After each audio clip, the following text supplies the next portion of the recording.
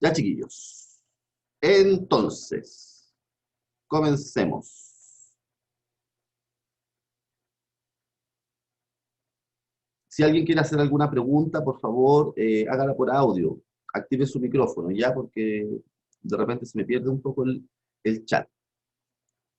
Comencemos. Primera Guerra Mundial. Yo les decía que se llamaba en su tiempo la Gran Guerra. Ese fue el nombre oficial que recibió esta guerra, básicamente porque involucró a la gran mayoría de los países poderosos, por así decirlo, del mundo. Espérenme que se corrió la presentación. Vamos a ver algunas imágenes, ya vimos algún tema la semana pasada de películas, quiero que vean hartos mapas hoy día también para que nos ubiquemos. Si bien se le llama Primera Guerra Mundial, es una guerra que ocurre básicamente en Europa. Ahí sí, ocurre básicamente en Europa esta Primera Guerra Mundial o Gran Guerra. 4 años en que el mundo se vio dividido y enfrentado en dos grandes facciones y que involucró la muerte de millones y millones de personas, el desplazamiento de otras tantas millones de personas, muerte, enfermedad. Incluso entre medio de esta guerra hubo una pandemia que se llamó la gripe española. No tenía nada que ver con los españoles, pero como España no estaba en guerra, era de los poquitos países de Europa que no estaba en guerra. Así que España no tenía censura en la prensa. Cuando los países están en guerra, censuran mucho la información para que no se sepa bien la cantidad de muertos, para que no se sepa si vamos mal en la guerra, cosa que la gente no se desanime. Por lo tanto, la noticia de una pandemia en el año 17, en plena guerra mundial, no era bien recibida para los países participantes, por lo tanto la censuraban. Pero en España no. En España se habló de la pandemia, se habló de las posibles causas, se habló de eh, cuáles eran los síntomas, la cantidad de gente que estaba muriendo. Por lo tanto, se le conoció como gripe española, pero no tenía nada que ver con los españoles. Seguramente surgió en Estados Unidos, en las granjas de Estados Unidos, y fue repartida en Europa con la llegada de los soldados de Estados Unidos a la guerra, que entra después, que fue algo de lo que vimos la semana pasada. Comencemos. Acuérdense, última década del siglo XIX, es decir, de los años 1800, hace 130, 140 años atrás. Una aparente felicidad, acuérdense que estábamos con la idea del progresismo ilimitado, del progreso ilimitado, de las fábricas, la industria, cómo iban surgiendo los nuevos inventos, las nuevas tecnologías, aparece la luz eléctrica, etcétera, etcétera. Lo que hemos conversado como parte de la revolución industrial y como parte de el progreso ilimitado. Por lo tanto, y frente a un periodo de una paz en Europa, se le llama la Belle Époque a este periodo de fines del siglo XIX, que más o menos transcurre del 1870, cuando es la última guerra europea, la guerra franco-prusiana, hasta más o menos 1914, que es cuando ya comienza la Primera Guerra Mundial. A eso se le conoce como la Belle Époque. París es considerada la capital del mundo. Francia es, si bien no es el país más poderoso del momento, es Inglaterra, entra con fuerza Alemania, Rusia, Estados Unidos también está empezando a hacerse fuerte, se le considera la capital, por lo menos científica. Las grandes ferias científicas se hacen en París. París, por ejemplo, a fines del siglo XIX construye la Torre Eiffel. Francia le regala a Estados Unidos la Estatua de la Libertad, o sea, construcciones gigantescas, obras de ingeniería monumentales que se daban en Francia, con una paz relativa, inestable, dice aquí, ¿cierto? Porque acuérdense que había empezado el tema del imperialismo y los países europeos, las potencias europeas, se habían repartido sectores de Asia, África y Oceanía, considerando que Inglaterra y Francia son las que tienen la mayor cantidad de colonias, ¿cierto? Es decir, de territorios que ellos conquistan y empieza a entrar con fuerza también Alemania, Italia, Bélgica, Japón, el mismo Estados Unidos, que quieren una tajada más grande, y ahí entonces empiezan las rivalidades. También estamos en una época, acuérdense, del proletariado, es decir, de los trabajadores industriales que están llegando a las ciudades, viviendo en condiciones deplorables, sin derechos laborales, es decir, sin descanso dominical, sin feriados, sin horario de trabajo, sin seguro de cesantía, sin seguro de salud, de invalidez, sin pensiones, etcétera. Es decir, la única forma de no morirse de hambre era trabajar. No había otra.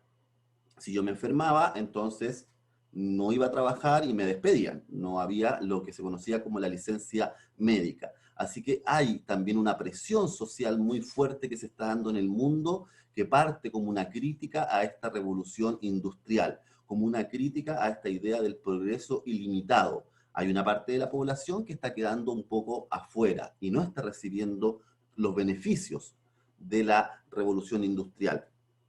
Por lo tanto, chiquillos, lo que hemos explicado en clases anteriores, los países industrializados quieren controlar los territorios por dos cosas que hemos visto en el imperialismo.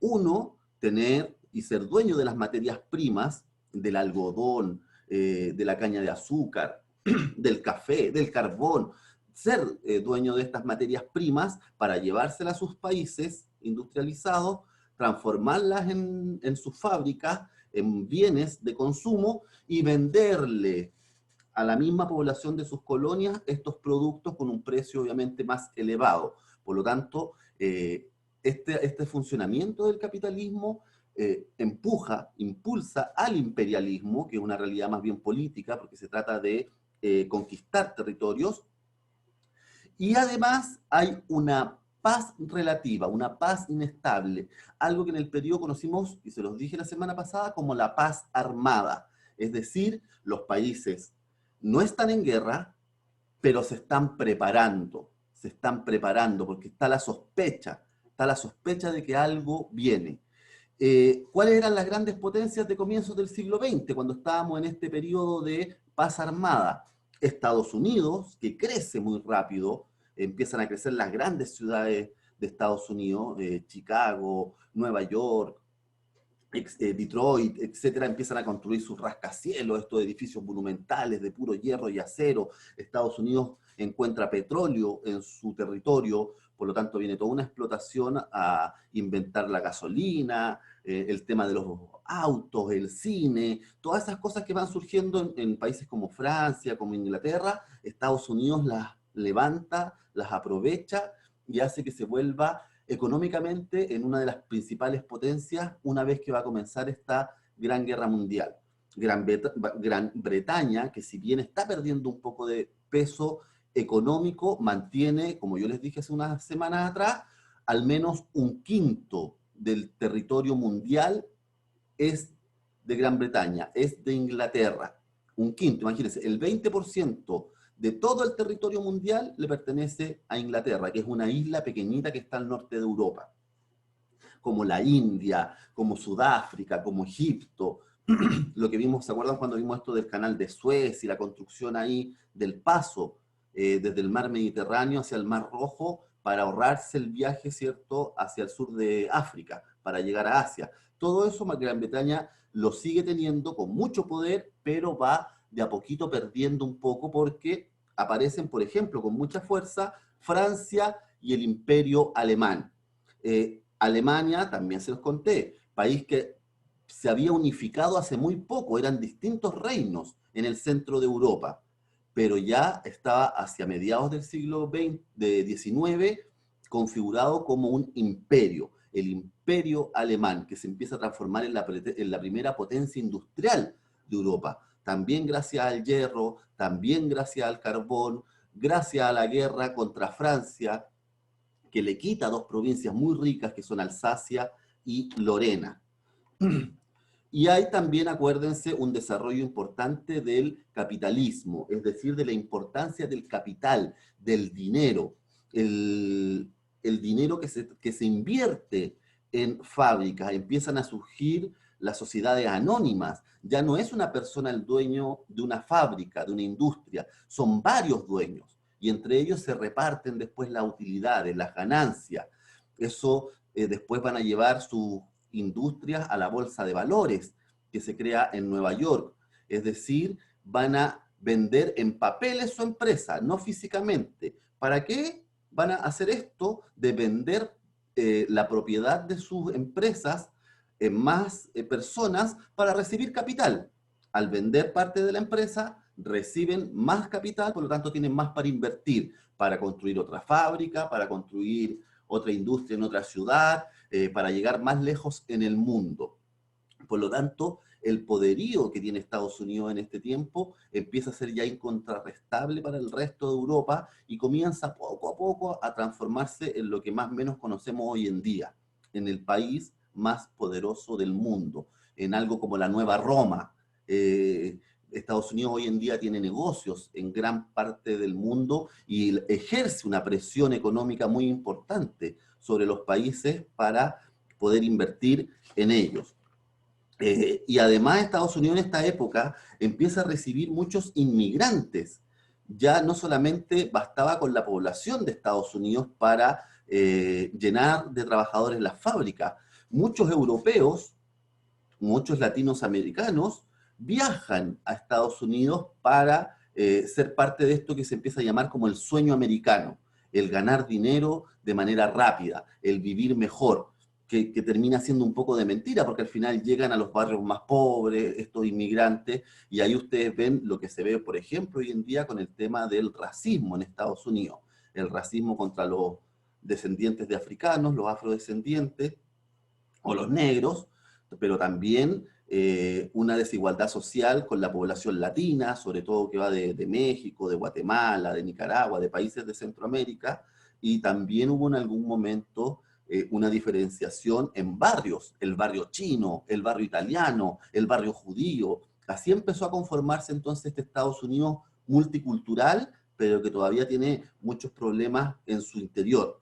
Y comienza esto del trabajo y la producción en cadena, que también lo vimos con la revolución industrial. Es decir, cada obrero tiene una función específica en la fábrica y no anda recorriendo la fábrica para terminar un zapato, para terminar un auto.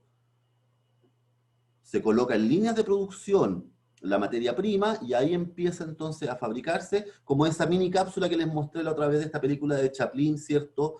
Que en tono humorístico muestra cómo en el fondo lo único que hacían los trabajadores era una labor repetitiva. No hay ya entonces una creatividad de parte del trabajador, sino que solamente hace la función que tiene que hacer. ¿Por qué? Porque así se produce más rápido y se produce más barato. Y el gran ejemplo en el siglo XX o principios del siglo XX va a ser la fabricación de automóviles. Aparece un señor que se llama Henry Ford en Estados Unidos, que crea la marca Ford, y va a llegar un momento en que ya va a haber construido más de 1.000.000 de autos, los Ford T, que se llamaron en los años 20, porque de su fábrica salían cientos de autos diarios, porque era tan rápida la manera de producirla a través de su industria que copó el mercado de los años 20 y 30 de autos, un invento absolutamente nuevo para el siglo XX o fines del XIX, cuando aparece el primer motor de combustión interna. También les había mencionado, y estas imágenes son de la época, es el tema de cómo la revolución industrial también ingresa en la producción de armas. Por ejemplo, aparecen los tanques, las ametralladoras, lanzallamas, armas químicas, submarinos, barcos blindados. Todo eso, por ejemplo, va a reemplazar, yo les decía la semana pasada, a la caballería. Ya no van a haber prácticamente participación de caballos en las guerras porque cuando en las primeras batallas de la Primera Guerra Mundial aparecieron las típicas caballerías, imagínense, pues, la masacre que era si el enemigo tenía un tanque, un par de tanques, imagínense la masacre para esos soldados y esos caballos, o un lanzallamas, o una ametralladora, ya no había que combatir cuerpo a cuerpo, se podía combatir a la distancia, y es una de las características que va a tener esta guerra, y ahí se las voy a mencionar, el tema de las guerras las guerras de trinchera.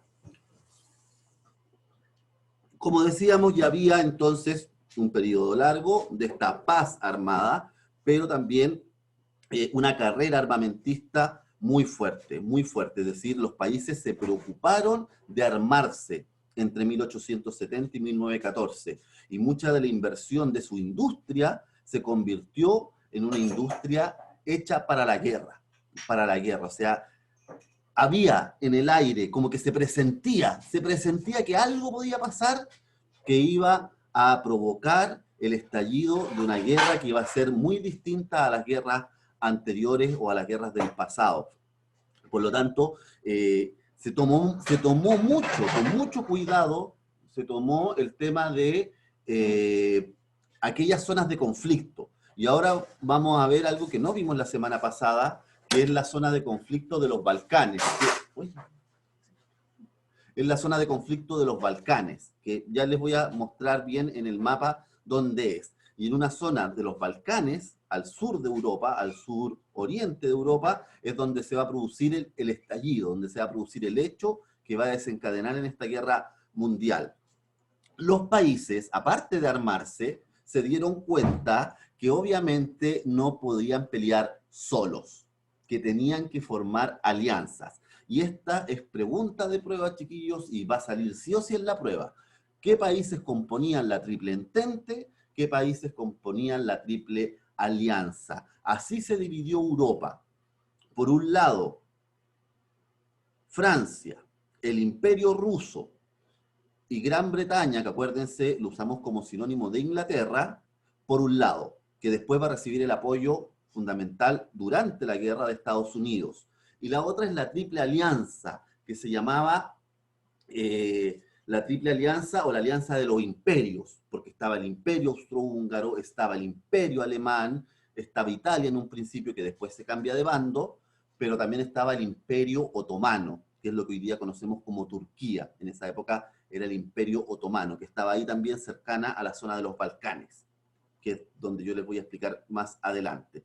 Así que así estamos repartidos entonces en Europa. Vean un poquito el mapa, chiquillos, por favor, para que se den cuenta que Alemania, por ejemplo, Alemania está en el centro de Europa. Déjenme un segundo. Ahí. Si ustedes ven, Alemania está en el centro de Europa. Se transforma en un imperio. Eran puros reinos chiquititos en un principio, pero ya para el inicio o fines del siglo XX se transforma en un imperio. Incluso a Francia le roba toda esta región, que es Alsacia y Lorena, en esta guerra franco-prusiana que se llamó. Así que todos estos territorios eran nuevos para Alemania también. Y Alemania limita en su frente este con Rusia. Y en su frente oeste, básicamente con Francia, también está Bélgica, Holanda y los Países Bajos, y Suiza. Pero su conflicto va a ser entonces con Francia y con Rusia, que están en la otra vereda, en la triple entente. Y su aliado principal va a ser otro gran imperio, pero ya muy decadente, que era Austria-Hungría. ¿Cuál es la zona de los Balcanes, chiquillos? Esta es la zona de los Balcanes, la que se ve aquí abajo, que es la península de los Balcanes, donde surge la civilización griega. Y está Grecia, Albania, Montenegro, Serbia, Bulgaria, y aquí se ven chiquitito, ya hacia el sector de Asia, el Imperio Otomano, que era mucho más grande, más allá de lo que se ve en el mapa. Y todos, tanto el Imperio Austrohúngaro como el Imperio Otomano, querían entonces hacerse de esta zona, que es la de los Balcanes, y es donde va a empezar la guerra. Pero como ven, habían alianzas, por lo tanto, se va a producir este tema de alianzas que van a llevar entonces a la guerra entre todos estos países que estamos acá viendo. Denme un segundito para borrar los dibujos. Ya, sigamos. Y tengo que... Ahí. Sigamos. Primera Guerra Mundial, entonces. Como causas, varias crisis que se viven en este periodo, en esta época, entre las potencias europeas. Crisis que no llegan a la guerra porque hay una negociación diplomática que impide que en este periodo de paz armada se provoque el estallido de alguna batalla que llevara a todos a la guerra.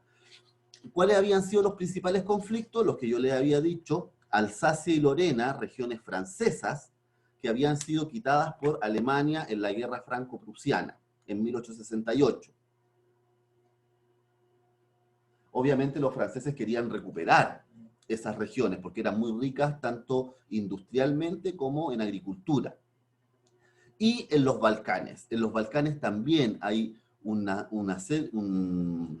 serie de conflictos que enfrentan al Imperio Austrohúngaro con Rusia, Alemania con Inglaterra, los territorios coloniales. O sea, todo esto hace que los países estén conscientes de que se pueden ir a la guerra. Por eso esto de paz armada, de estarse armando y creando alianzas militares. ¿Qué desencadena? Ya lo vimos. El 28 de junio de 1914 es asesinado el heredero al imperio austrohúngaro, Francisco Fernando o Franz Ferdinand, que también aparece en otras partes cuando se habla en inglés. Pero Francisco Fernando y su esposa es asesinado por un estudiante serbio cuando él estaba visitando esta zona para hacerla parte del imperio austrohúngaro.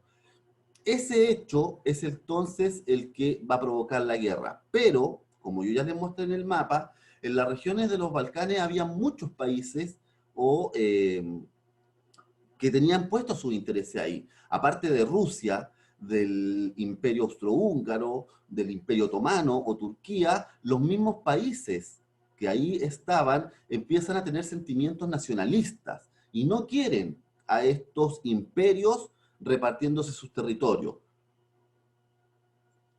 Por lo tanto, antes del asesinato del archiduque Francisco Fernando, del heredero al trono de Austria-Hungría, antes de su asesinato hubo un par de guerras, las guerras balcánicas, cortitas, bien violentas, pero que no involucraron al resto de los países, no se metieron en el resto de los países, dejaron que pelearan entre ellos, los serbios con los búlgaros, mandaban ahí a Austria-Hungría un poco eh, de soldados, pero no se metía. Este es el acercamiento al mapa de los Balcanes. Austria-Hungría por el norte, el Imperio Otomano por el sur. Si se fijan, lo que está churrado en amarillo es lo que tenía hasta el 1912 el Imperio Otomano. Incluía Macedonia, Albania, parte del reino de Serbia. Y esto rojito que está aquí, o aquí que está Bosnia-Herzegovina, que le pertenecía a Austria-Hungría. O sea, es una zona de conflictos, es una zona que está cambiando sus límites territoriales y además que está generando mucho odio entre ellos por esto del nacionalismo. Por lo tanto, se independiza la mayoría de estos países pequeños en el reino de Montenegro, en Albania, en el reino de Serbia, pero este sector de acá que dice Bosnia-Herzegovina queda bajo el imperio austrohúngaro. Por eso viaja el archiduque, el hijo del emperador de Austria-Hungría, viaja a Serbia para convencer a los serbios que se unan al imperio, igual que lo había hecho Bosnia. Y ahí entonces es asesinado este archiduque. Y eso es lo que marca entonces el inicio de la Primera Guerra Mundial. ¿Por qué el asesinato de una persona en una región de Europa causa esto? Por el sistema de alianzas. Y aquí, por ejemplo, este es un documento de la época. Un mes después del asesinato, cuando ya está empezando a desarrollarse la Primera Guerra Mundial, eh, un periodista escribe esto. Rusia, ¿qué dice Rusia? Si no se respeta la integridad de Serbia, intervendré contra Austria. ¿Por qué? Porque Austria quería invadir Serbia porque habían matado al hijo del emperador. Y Rusia dice, si Austria no respeta, guerra. Alemania le dice a Rusia que si se mete con Austria, guerra. Inglaterra y Francia le dicen a Rusia que lo van a apoyar si es que interviene Alemania. Japón, al otro lado del mundo, dice que también se va a meter a apoyar a Inglaterra. Y ahí los países más pequeños empiezan a aparecer. Rumania, Grecia, Montenegro van a apoyar a Serbia, es decir, en contra del imperio austrohúngaro. Austria dice que va a respetar a Serbia, pero que quiere castigar a los asesinos. Italia también se mete, que dice que en caso de estallar una guerra, va a apoyar a Austria y Alemania. España dice nosotros no nos vamos a meter. Así que España no entra, es uno de los pocos países europeos que no entra en la Primera Guerra Mundial y se declara neutral. Tenía sus propios problemas España en ese tiempo. Así que tratan de tener algunas conferencias para que no estalle la guerra, pero son imposibles. Y son imposibles porque se viene la declaración de guerra en cadena. Austria le declara la guerra a Serbia por el asesinato de su heredero al trono.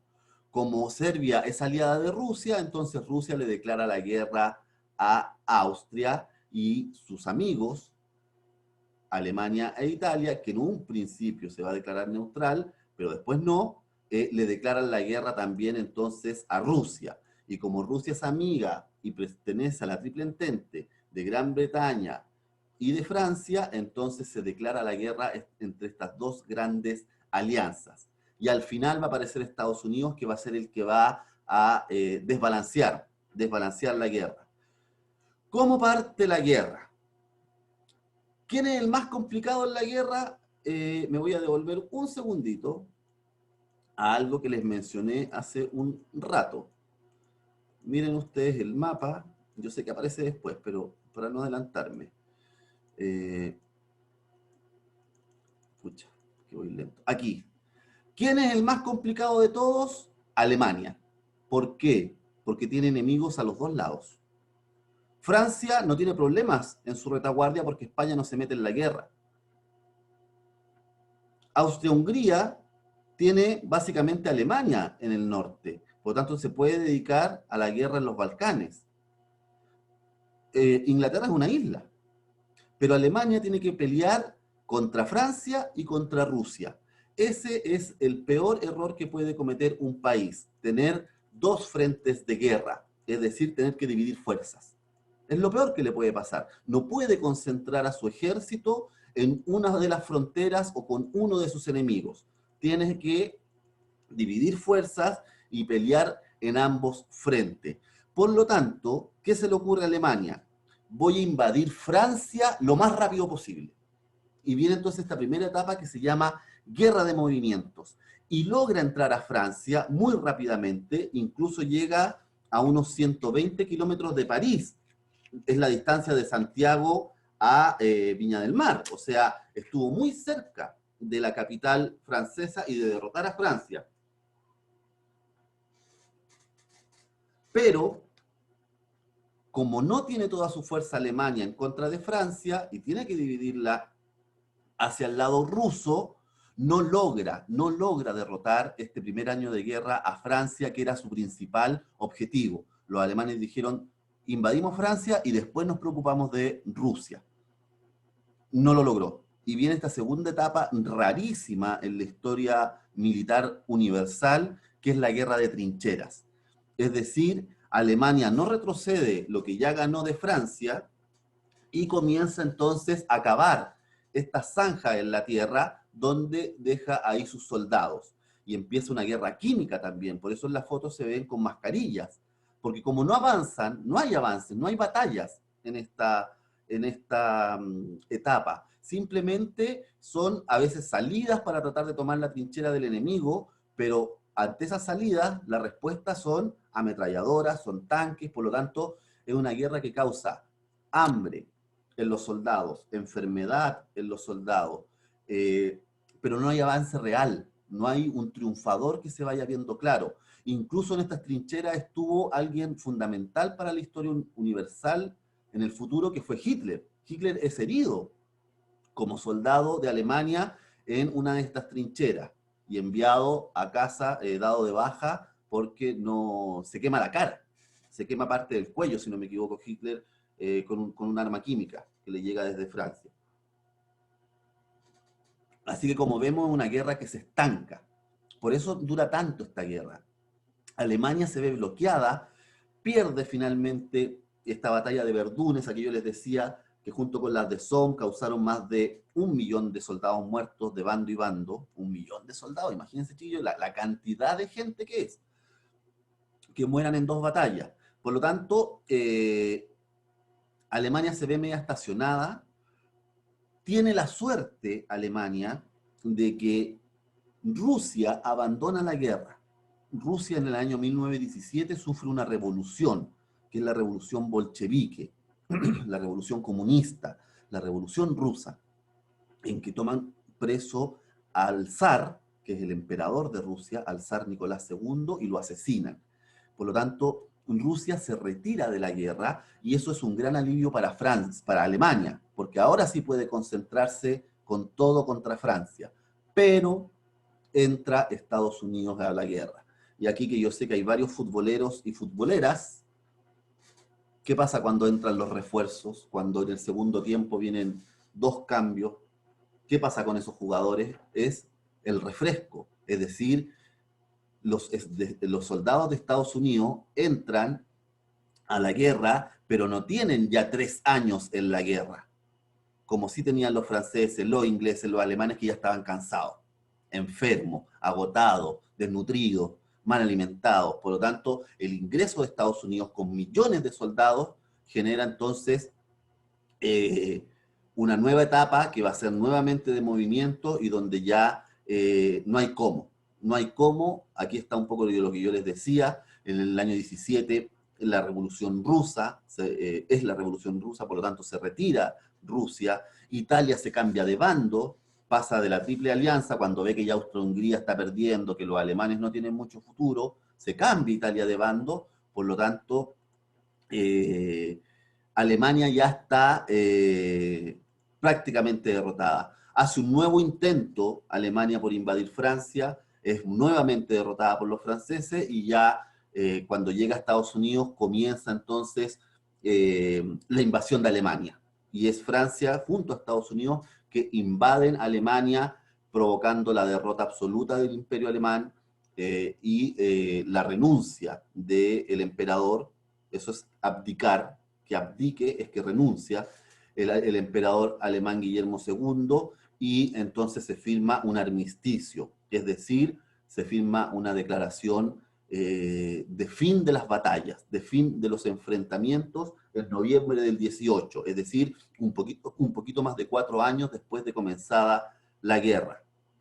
¿Cómo cambió Europa? Vean cómo cambia el mapa europeo. Alemania se hace mucho más pequeña. El imperio alemán, que incluso, si se fijan, tenía un gran límite con Rusia, pierde todo ese territorio y se forman nuevos países que van a ser una especie de tapones para Alemania frente a Rusia. Si se fijan aquí entonces, Alemania y el imperio ruso eran vecinos, pero acá ya Estonia, Letonia, Lituania y Polonia. Nuevos países que hacen un tapón entre Alemania y la Unión Soviética. Desaparece el imperio austrohúngaro. Esta gran masa de tierra acá también desaparece. Y fíjense, aparece una pequeñita Austria, una pequeñita Hungría, y aparecen 2 países, uno, Checoslovaquia, que hoy en día no existe, se llama la República Checa, y aquí, Yugoslavia, que hoy día tampoco existe, que toma a todos los reinos de los Balcanes, a todos esos países eslavos, que son Serbia, Montenegro, Bosnia-Herzegovina, no, Albania no, pero toma todos esos reinos serbios, los toma y los ponen a vivir juntos en este país que duró hasta los años 90 del siglo pasado, es decir, hasta hace unos 20, 30 años, que fue Yugoslavia. Lo mismo Checoslovaquia, también desaparece el año 90 y pasa a ser la República Checa. Pero así queda el mapa europeo. Grandes cambios en el mapa haciendo que el imperio alemán se vea muy reducido, sea el gran perdedor, junto con el imperio austrohúngaro que desaparece, pero también Alemania es, sufre las consecuencias territoriales de haber perdido la guerra. ¿Qué significa esto? Además, y esto lo vamos a ver después, nos vamos a saltar la Revolución Rusa porque es bien largo y complejo de explicar, pero muy importante, porque yo les decía la semana pasada, es la primera vez que el comunismo llega al poder, esta teoría marxista en contra del capitalismo, por primera vez llega al poder, y vienen entonces las conferencias de paz. La principal es la de Versalles. Versalles, que es el palacio que está en París, es donde se firma con Alemania. Y Alemania es bien maltratada por Francia. Debía Alemania renunciar a todas sus colonias. Se las iban a repartir entre Inglaterra y Francia. Alemania entonces desaparece como potencia colonial. Tiene que devolver Alsacia y Lorena, que había ganado en la guerra de franco-prusiana. No puede tener fuerzas armadas, puede tener unas mínimas, no podía tener más de 100.000 hombres en sus fuerzas armadas cuando antes de la guerra eran millones. Tuvo que pagar todos los daños causados por esta guerra. ¿Qué quiere decir esto? Alemania fue humillada al finalizar esta guerra. Se le culpó de todo. Perdió territorio, perdió a su emperador, perdió a sus colonias, perdió a su ejército, se empobreció Alemania. Y ahí va a estar el germen de lo que después vamos a conocer como la Segunda Guerra Mundial, porque el sentimiento de venganza de los alemanes, sobre todo contra los franceses, va a ser lo que va a significar el avance del nazismo en Alemania. El nazismo, esto que impulsa Hitler, ¿cierto? Que viene con todo esto, con el racismo y con todo el poderío industrial y militar, que va a ser un renacer de Alemania en los años 30. Pero durante 20 años más o menos, 15 años, Alemania se mantiene muy pobre. Bueno, y desaparecen entonces los imperios, desaparecen los antiguos imperios y queda un poco Europa con este nuevo mapa. Desaparece Austria-Hungría y son dos países distintos y aparece Checoslovaquia y Yugoslavia. Aparecen países entonces que se llaman países tapones para que Alemania no tenga frontera con un nuevo país que ya no se va a llamar Rusia, se va a llamar la Unión Soviética. Y por último, para terminar con lo de la Primera Guerra Mundial, el presidente de Estados Unidos propuso, porque ya se convierte en la primera potencia mundial, ya con haber salvado a Europa de la guerra en contra de Alemania y Austria-Hungría, se convierte entonces en la principal potencia mundial. Y le dice al mundo que creen la Liga de las Naciones o la Sociedad de las Naciones, que es donde los países van a poder discutir diplomáticamente sus diferencias sin llegar a la guerra, pero no tuvo ningún éxito. ¿Y por qué? Porque viene la Segunda Guerra Mundial, que fue mucho peor que la primera. Así que no tuvo éxito esta Sociedad de Naciones o Liga de las Naciones, que después fue reemplazada, después de la Segunda Guerra Mundial, por lo que hoy día conocemos como la ONU, la Organización de las Naciones Unidas.